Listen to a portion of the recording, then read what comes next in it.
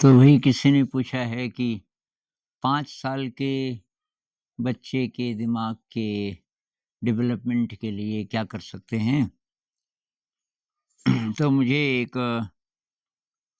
कहानी याद आई।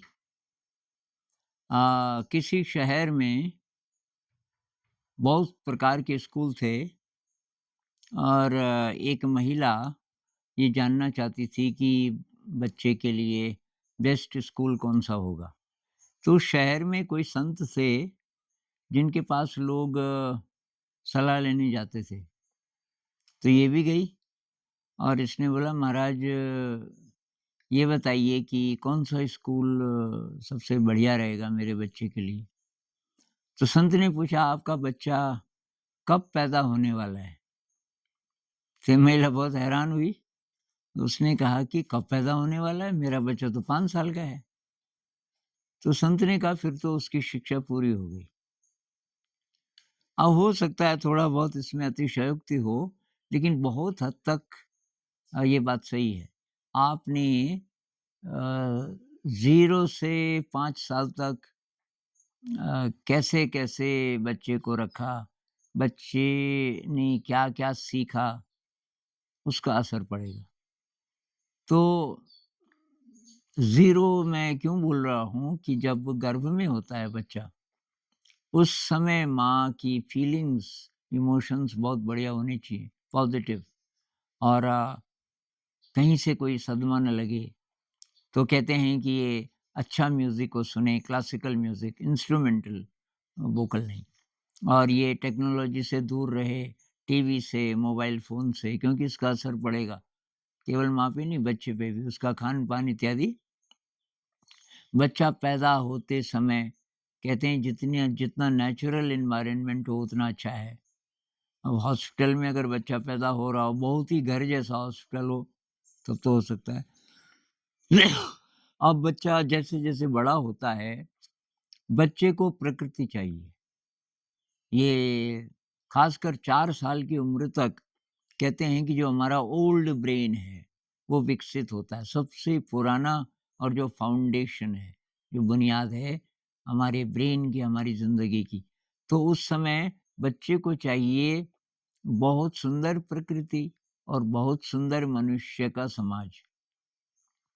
तो अब समाज मान लीजिए कि अ एक ऐसा और किस्सा है ना कि पति-पत्नी दोनों ही काम पे चले जाते थे और उन्होंने एक लड़की रखी थी घर में, उनके छोटे बच्चे के देखभाल के लिए। बच्चा ऐसे 3-1 साल का था, 3-4 साल का। तो ये बच्ची बोल नहीं सकती थी जो देखभाल करती थी। वो ना बोल सकती थी, ना सुन सकती थी। तो अब ये बच्चा 5 साल का हो गया, कुछ बोले ही नहीं।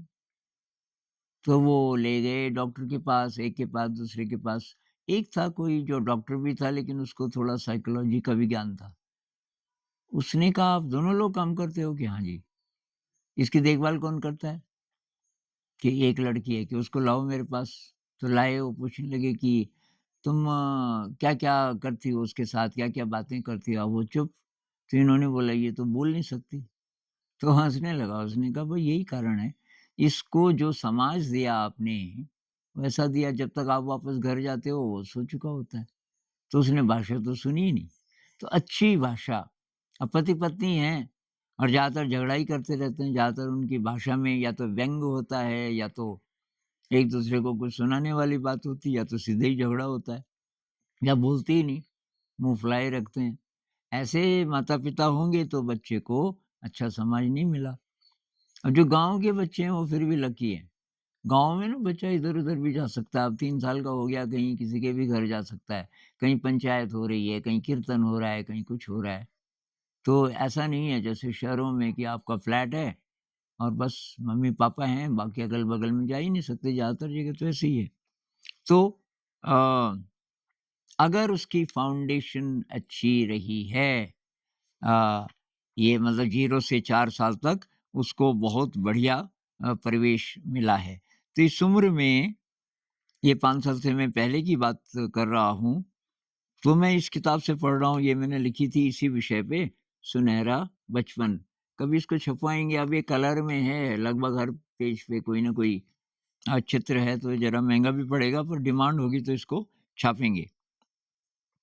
तो इसको चाहिए 0 से 4 साल तक प्राकृतिक परिवेश। तो प्राकृतिक परिवेश का मतलब क्या है कि जगत और बच्चे के बीच मनुष्य की बनाई हुई व्यवस्थाएँ बाधा न डालें। बच्चे की इंद्रियाँ प्रकृति से सीधे जुड़ सकें।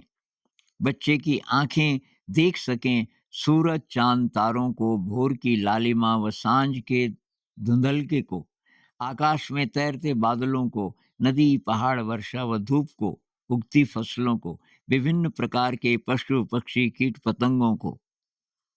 ये सब ज़रूरी है बच्चे के लिए। तो इसका शहरों में कैसे करें? किसी न किसी तरीके से ऐसा परिवेश बन सकता है। वो छू सके पत्थर, मिट्टी, पानी को, पेड़-पौधों को, पशुओं व इंसानों को और महसूस कर सके गर्मी-सर्दी को। वो सुन सके वर्षा की छनछनाहट, बादलों की गर्जन, विभिन्न चिड़ियों व कीट-पतंगों का संगीत, जानवरों की बोलियाँ, नदी की गुनगुनाहट और हवा की सरसराहट। वह जान सके पकती फसलों की सुगंध, विभिन्न फूलों की सुवास, गीली मिट्टी की खुशबू और विभिन्न पशुओं के शरीर की गंध। वह स्वाद ले सके असंख्य प्रकार के फलों, कंदों, पत्तों व पत्तियों का। मतलब पाँचों इंद्रियाँ बच्चे की प्रकृति के संपर्क में हों। कभी बात करेंगे कि शहर में क्या किया जा सकता है, ऐसा परिवेश कैसे बनाएँ? तो ये हो गया, फिर मांसपेशियों का विकास।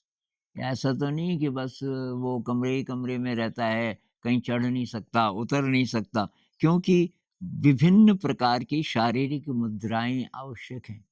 कहते हैं 5 साल की उम्र तक जितने पोस्चर बच्चे करता है परिवेश के कारण, उतना ही वो आगे योगा में भी कर सकता है जब वो बड़ा होगा, योगासन। कुछ लोग ना आसानी से कर सकते हैं, जैसे शीर्षासन है, कुछ-कुछ आसन बहुत मुश्किल होते हैं। तो ये शारीरिक मुद्राएँ और प्यार तो उसको चाहिए ही, जो समाज की हम बात कर रहे थे। ये सब अगर है, बुनियादी दिमाग मतलब 0 से 4 साल तक, अ, बल्कि समझ लो 5 साल तक, अगर ठीक से उसको प्राकृतिक परिवेश, मानवीय परिवेश मिला है, उसके शरीर की मांसपेशियों की खूब एक्सरसाइज़ हो चुकी है, क्योंकि परिवेश ऐसा है जिसमें बच्चा ऊपर चढ़ता है, छलांग लगाता है, लुढ़कता है, इस तरीके से। तो अब उसकी स्थिति कैसी हो गई? अगर वो 4 साल का हो गया, 5 साल का हो गया, उसका शरीर मज़बूत है और सैकड़ों मुद्राओं को आसानी से धारण कर सकता है। उसने प्राकृतिक जगत को जान-पहचान लिया है और इस ज्ञान को भाषा में भी व्यक्त कर सकता है। 4 साल का बच्चा लगभग अपनी पूरी भाषा पहले वाली, जो माँ के साथ वो सीखता है, वो बोल बोल लेता है। तो तब अब ये दूसरा वाला दिमाग विकसित होना शुरू होता है 4 से 7 साल। तो आपने 5 साल वाले के लिए पूछा है, तो ये अब रेलेवेंट है कि इस उम्र में अब क्या होता है? तो इस उम्र में भावनाएँ और कल्पनाएँ, ऐसा परिवेश आपको बनाना पड़ेगा जिसमें विभिन्न प्रकार की भावनाओं को एक्सप्रेस करने की जगह हो और कल्पना शक्ति बच्चे की काम करे। तो बताइए ऐसी क्या चीज़ है? तो ऐसी चीज़ है कहानी। तो कहानी जितना आप सुनाओगे बच्चे को इस उम्र में, आपने 5 साल बोला, 5 से 7 साल के बीच खूब कहानियाँ सुनाइए। ये उम्र नहीं है अभी अ, आ, ई की, एबीसीडी की, रैट बैट कैट की, ये ज्ञान नहीं है। ये तो किसी प्रकार के ज्ञान को, रिकॉर्डेड ज्ञान को डिकोड करने के तरीके हैं जो इंसान ने बनाए। तो ये बाद में आने चाहिए। इनकी है जगह, लेकिन अभी नहीं। तो इस उम्र में बच्चे की जो रुचि होती है वो किसमें होती है कि वो चीज़ें प्रकृति से भी जुड़ी हों और कल्पना से भी। तो संगीत, कला, नृत्य, वस्त्र, कहानी, नाटक, नाते-रिश्ते, रीति-रिवाज, सभ्य जीवन के तौर-तरीके इत्यादि, इन सब में उसकी रुचि बढ़ती है इस उम्र में। बच्चे के परिवेश में ये चीज़ें पहले से भी होती हैं और इन चीज़ों को जानबूझकर भी इनका समावेश किया जा सकता है। तो कहानी सबसे ज़्यादा महत्वपूर्ण है। अभी कुछ दिन पहले मुझे पता चला कि कहानी जब कोई बोलता है या सुनता है, छोटे बच्चों के लिए ख़ासकर जब वो सुनते हैं, तो ऑक्सीटोसिन बनता है उनके शरीर में। एक रसायन जो कि बहुत ज़्यादा हमें खुशी देता है, ऑक्सीटोसिन। और तो इस उम्र के बच्चे के लिए 5 से 7 साल के बच्चे के लिए जगत एक विराट कहानी है। और जगत की प्रत्येक वस्तु एक पात्र है। उसे अब हर वस्तु कल्पना के रंगों में रंगी हुई लगती है। वह ऐसे जगत में जीता है जहाँ उड़ने वाले घोड़े हैं, परियां हैं, दैत्य और देवता हैं, ये सब होते हैं ना कहानियों में। तो ये कहानियाँ बहुत अब मुझे याद आ रही है कि पिताजी कहानियाँ सुनाते थे, सिंहासन बत्तीसी और ये इस प्रकार की कहानियाँ बहुत मज़ा आता था कि उड़ने वाला घोड़ा है। तो जहाँ तारे चाँद के साथ लुका-छिपी खेलते हैं, जहाँ पत्थर गा सकते हैं और बादल फूल बरसा सकते हैं, तो ये सब उसके लिए बहुत ही अच्छा है। और अगर बच्चा ऐसी बात पूछे जिसमें कि कोई साइंटिफ़िक चीज़ है, जैसे बच्चा पूछे ये बारिश कैसे होती है? मम्मी बारिश कैसे होती है? और आप बोलोगे बेटा ये सूरज तपा देता है ना उसको पानी को तो समुद्र से वाष्प बनती है और ऊपर जाती है। ये बच्चे के किसी काम का नहीं इस उम्र में। 5 से 7 साल का बच्चा है अगर, तो उसको तो कुछ और प्रकार से समझाना पड़ेगा।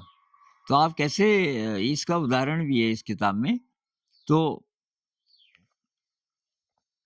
आप ऐसे बोल सकते हो कि भई सूरज का रथ आता है और उसमें 7 घोड़े हैं। 7 घोड़े खींच रहे हैं सूरज के रथ को और एक्चुअली भी ये प्रकाश में 7 रंग होते हैं ना, तो उसको इस तरीके से आप बोल सकते हो। और अब पृथ्वी पुकारती है कि हे सूरज महाराज, आप तो अभी इतनी ज़्यादा गर्मी दे रहे हो और बारिश तो हो नहीं रही। सूरज कहता है चिंता मत करो मैं कुछ करूँगा। और वो समुद्र के पास जाते हैं और समुद्र को बोलते हैं कि भाई कुछ करो यार। तो समुद्र बोलता है आप चिंता मत कीजिए। वो कुछ पानी का बादल बना देता है, बादल ऊपर जाते हैं और फिर बरसते हैं। ऐसा कुछ करके बोलोगे तो इस उम्र में संगीत बहुत महत्वपूर्ण है। संगीत, बच्चा संगीत सुने, अभी गाए, गा भी सकता है थोड़ा बहुत। हमारे स्कूल में बच्चे गाते हैं इस उम्र के। अब आजकल तो पेरेंट्स बहुत जल्दी भेज देते हैं ना। हमारे स्कूल में 4 साल के भी हैं कुछ-कुछ बच्चे और वो इस समय भी चल रही है प्रार्थना स्कूल से गाने की आवाज़ आ रही है। तो ये 4 साल के भी बच्चे ध्यान करते हैं और ये गा सकते हैं।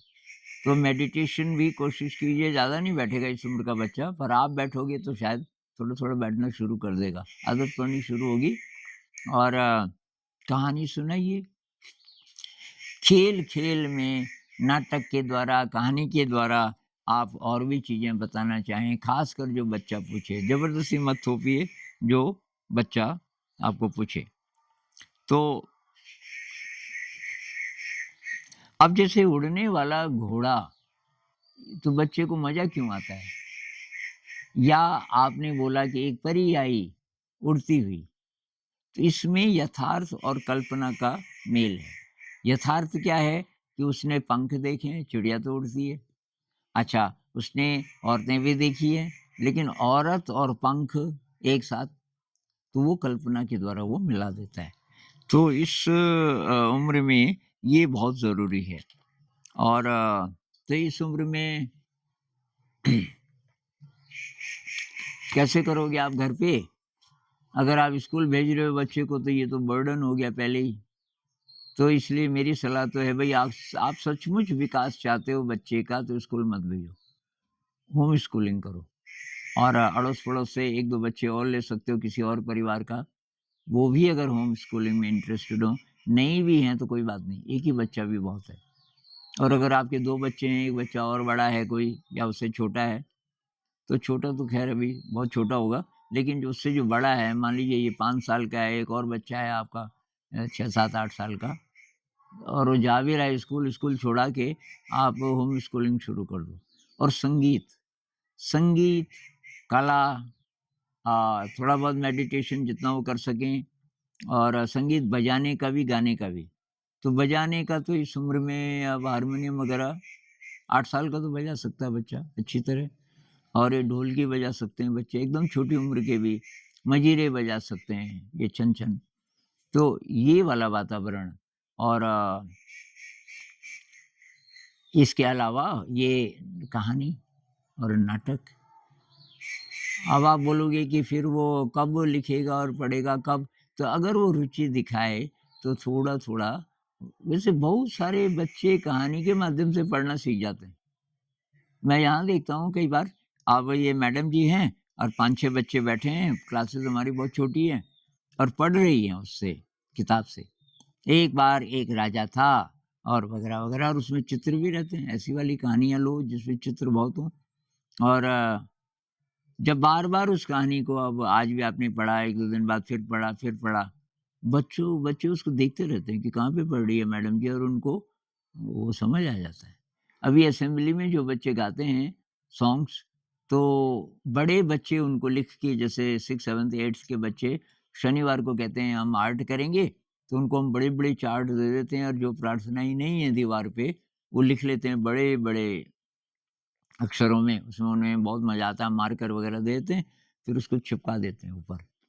तो अब जैसे कि कोई प्रार्थना गाई जा रही है, सारे बच्चे, केजी वालों को भी पता रहता है कि कहाँ पे है वो प्रार्थना, क्योंकि सब उधर ही देख रहे होते हैं, और कुछ दिन बाद तो वो कुछ-कुछ पढ़ने भी लग जाता है, उसको पता चल जाता है अब ये दूसरी लाइन है, ये तीसरी लाइन है। तो ये इस तरीके से आप भाषा को इंट्रोड्यूस कर सकते हैं। तो बहुत बड़ा विषय है, कुछ और आप पूछोगे इस विषय में, तो मैं बताऊँगा। और इस किताब में भई इंटरेस्ट हो, अगर कम से कम 50-60 लोग भी बोलें तो इसको छपवा सकते हैं। और क्योंकि ये एक कॉस्टली पड़ेगी, और अब मेरे पास इसके लिए बजट तो है नहीं। और ये डांस ऑफ द बी की काफ़ी डिमांड है, तो हमने और छपवा दी थोड़ा। सा विद्याया विमुक्तये, उसकी भी डिमांड है, थोड़ा वो भी छपवा रहे हैं, आने वाली हैं और किताबें। लेकिन अब ये तो भई तभी छाप सकते हैं। इसको वैसे सबसे ज़्यादा एप्रिशिएट किया गया है, ये हिंदी जगत में, जिन-जिन लोगों को हिंदी आती है, और जो छोटे बच्चों के साथ काम कर रहे हैं, पेरेंट्स या कोई इंस्टीट्यूशंस, टीचर्स, तो इसकी बहुत ज़्यादा डिमांड है, और हमारी भी इच्छा है कि इसको छापेंगे। तो ये सब हाथ से लिखी हुई है, ये सारा मुखपृष्ठ वगैरह हाथ ही से बना है, तो ये बहुत प्रकार की चीज़ें इसमें हैं कि आप कैसे-कैसे करके, मटेरियल की बात है कि जैसे आपके पास क्यूब होने चाहिए, आपके पास मनके होने चाहिए, और रस्सी से क्या-क्या कर सकते हैं, और ऊपर चढ़ने के लिए क्या बना सकते हैं, रस्सी का जाल वगैरह, बहुत सारे आइडियाज़ हैं। तो ये अगर आप इसमें इंटरेस्टेड होंगे तो बताना, और काफ़ी सारे लोग होंगे तो इसको दोबारा से छापने की कोशिश करेंगे। नमस्कार।